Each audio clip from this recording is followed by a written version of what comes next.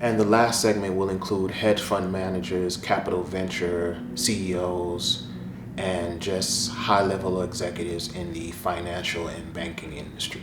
This is like you know, the upper echelon. That's where I'm starting to get introduced into the jet life and the exclusive, like wealthy member clubs, because I was servicing these clientels through my business, but some of them did take a liking to me. It was a major Wall Street player, executive for one of the major financial institutions. It went from closing a deal with this individual to just hanging out. So one of the nights, he was like, "I'm going to take you to an exclusive membership club," and he just was like, not bragging, but just telling me, I'm not from that world. And he was like, "Yeah, you know what? It's like $250,000 a year, and you can't sign up. You have to be bought in by another member, and it's been here for years." The way he explained it to me is that they have events, and you just come down. So the event that the club that he's a part of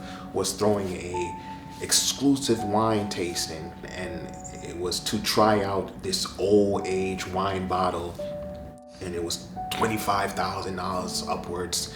And he was like, "Come with me." So it's him and another colleague and myself. So it's kind of funny because I'm all new to this world again, and the sommelier comes out. "Before you taste it, I want you to see the legs of this wine." And I'm like, "What the hell is the legs?" He let the wine drip, and he's like, "Those are beautiful legs." And I'm like, this is a different world. I didn't even know wine had legs. Him and his colleague is talking, and he just goes to him like, "Hey," and they're just open with me, like it's not whispering, like, "Hey, did you handle that situation with thing?" And he's like, that C word, and you would think she would be grateful. I'm paying her." So basically, he's a married man, and he lives in Connecticut, and he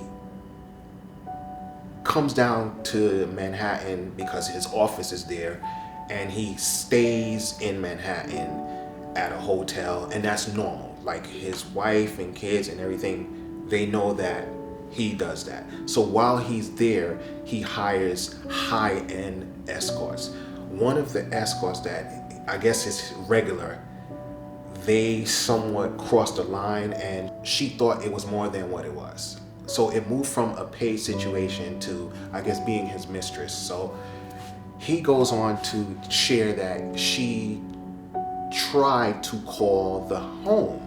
And he goes, "I don't have to worry about that C word again. Yeah, I made her disappear." And I was like,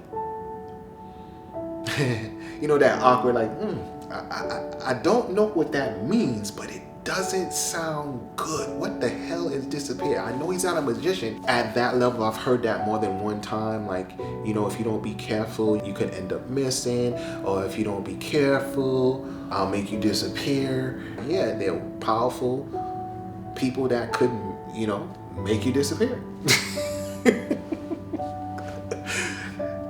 Yeah.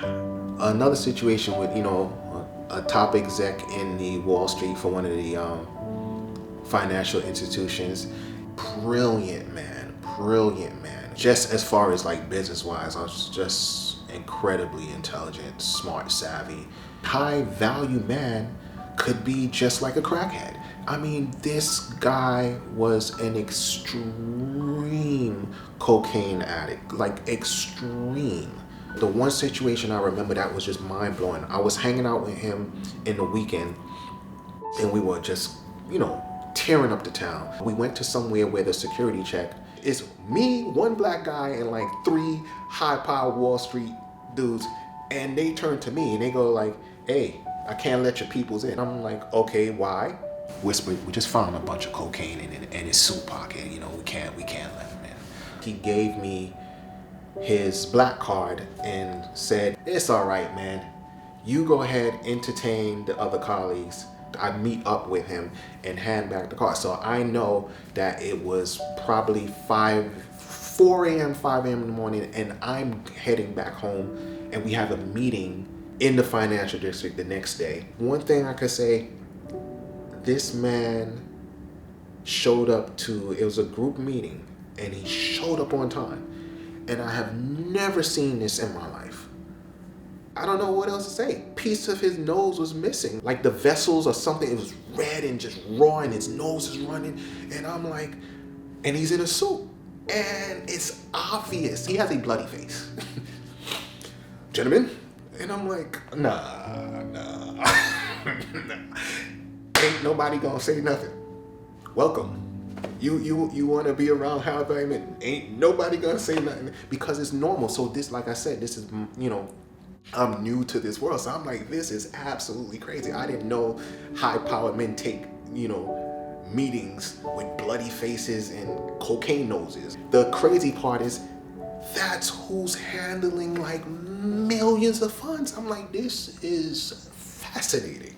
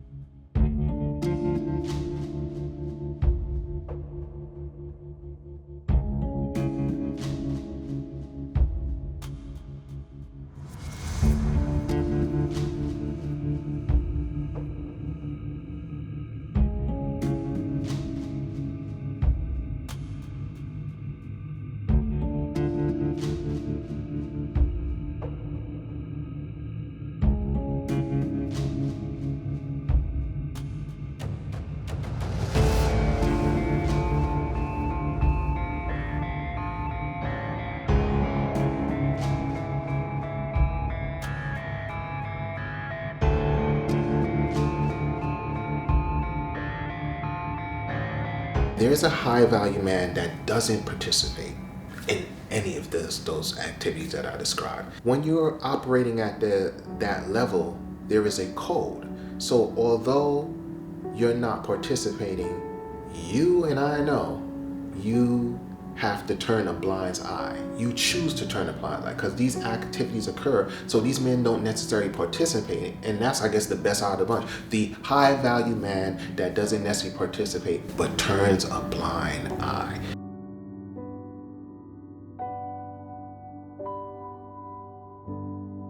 My intentions is not to judge or expose or infringe on anyone's life and their right to choose how to live.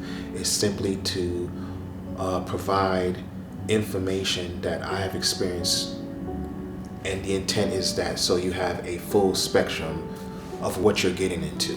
Women who are seeking these types of men need to know that there is a possibility or probability that you can end up with that type of high value man. Plain and simple. I offer the information and you do with it what you will. I understand that I'm outnumbered, or perhaps my perspective and belief system is not the most popular currently, in today's times. But being a God-fearing man is just that. You fear nothing but God. I am willing to die and live to uphold those principles. Like every soldier, you know what you're signing up for. I would just say that God has soldiers too. So with that being said, I appreciate you. I love you, neighbors, and may peace be with you.